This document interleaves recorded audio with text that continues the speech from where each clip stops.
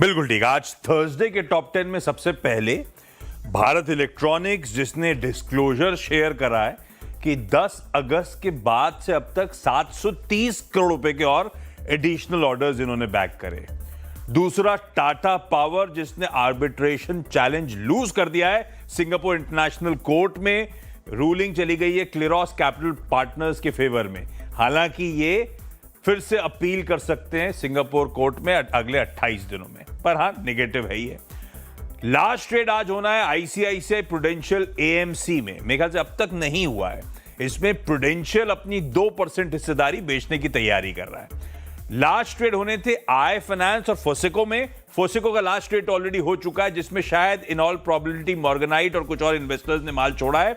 वो शाम को क्लैरिफिकेशन आएगा। और आई फाइनेंस में भी एक लास्ट ट्रेड अवेटेड है, जिसमें अल्फा वेव बेचने की तैयारी कर रहा है। खैर, वैसे सिलेबस के बाहर एक अपोलो टायर्स ऑलरेडी है, टॉप 10 में नहीं रखा है, लेकिन उसमें एक लास्ट ट्रेड हुआ है। वेदांता ग्रुप एंटिटीज, मतलब वेदांता लिमिटेड और वेदांता एल्यूमिनियम, क्योंकि इन दोनों को लेकर अटकलें थी कि वेदांता पीएलसी प्रमोटर्स जो हैं शायद माल बेचने की तैयारी कर रहे हैं। क्लैरिफिकेशन आ गया है, खबर का खंडन कर दिया है। प्रमोटर्स की फिलहाल हिस्सेदारी बेचने की कोई तैयारी या योजना नहीं है।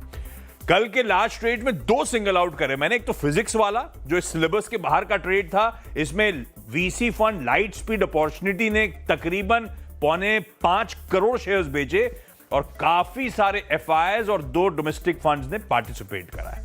और ऐसे ही एफआईएस का पार्टिसिपेशन तगड़ा था वेल्सपन कॉर्प में, जहां पे प्रमोटर्स और एमडी सीईओ साहब को माल बेचना था, उन्होंने ही बेचा और खूब झड़ी लगी हुई है।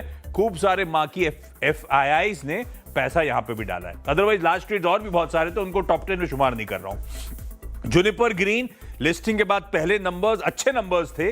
आय 81% और मार्जिन 400 बेसिस पॉइंट्स बढ़े। जीई शिपिंग आज बोर्ड मीट है।